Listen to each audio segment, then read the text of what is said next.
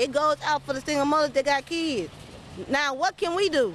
We can't feed our kids, let alone if we do have jobs. Again, what can we do? Because that was helping us. If Democrats continue to hold Americans hostage, there will not be enough funds to provide SNAP benefits for more than 40 million Americans on November 1st. That is next week. The administration would absolutely support that legislation. We hope that it would come over the finish line. But the bill that will get everyone paid and put everyone back to work is the clean continuing resolution. That's what the president and Republicans want to see.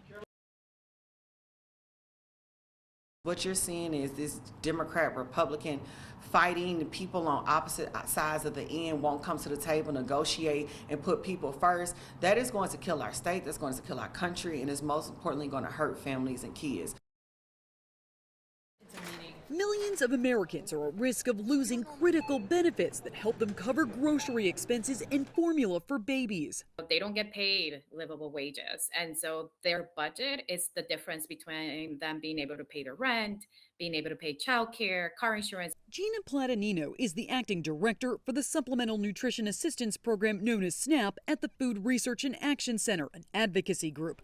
Roughly 42 million people rely on SNAP benefits to help pay for food.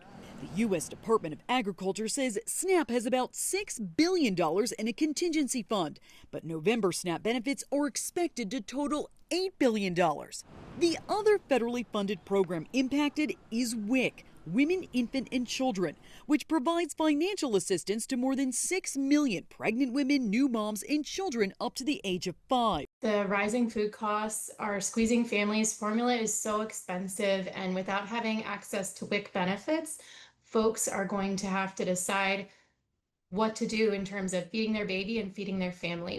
Dr. Colleen Delaney with the nonprofit Vitamin Angel says they work with several WIC facilities. She says families who need help during this uncertain time can turn to local health departments, their pediatrician who may have formula samples they can give out, and food banks. But long lines are already forming at some food banks like this one in Iowa. The charitable food system cannot fill this gap, no matter how hard we try. With November around the corner, there's little sign this shutdown will end anytime soon. For Consumer Watch, I'm Jen Sullivan. Consumer prices for a range of goods rose at their fastest pace of 2025 during September, according to the Consumer Price Index report from the Bureau of Labor Statistics. Inflation ticked up at an annual rate of 3%. Pushing the top line number higher, gas prices, which shot up 4.1% last month. Top White House economic advisor Kevin Hassett blaming that on a decrease in refinery capacity he says has been reversed. We've seen those have already come down, so we're highly confident that the next number will even be below this. But food prices are 3.1% higher than this time last year, with some staples soaring. Coffee prices up 18.9% year over year. Beef and veal prices up 14.7%. Bananas up 6.9%.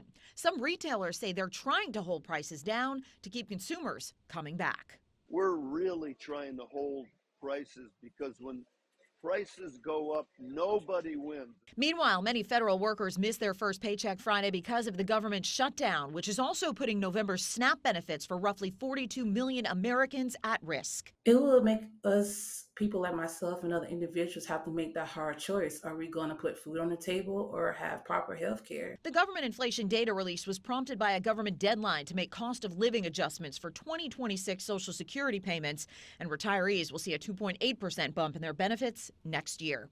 In Washington, I'm Karen Kafa.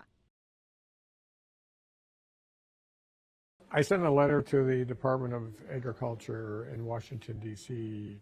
several days ago saying, hey, sir, you can do this by shifting some dollars from different programs. He has that ability. There's no question about it. This is a federal program. They should do it, and they can do it without any legislators saying let's do it. They don't have to have people they don't have to bring people back in to pass a law. They have the money. They can do it. That's the way it should happen.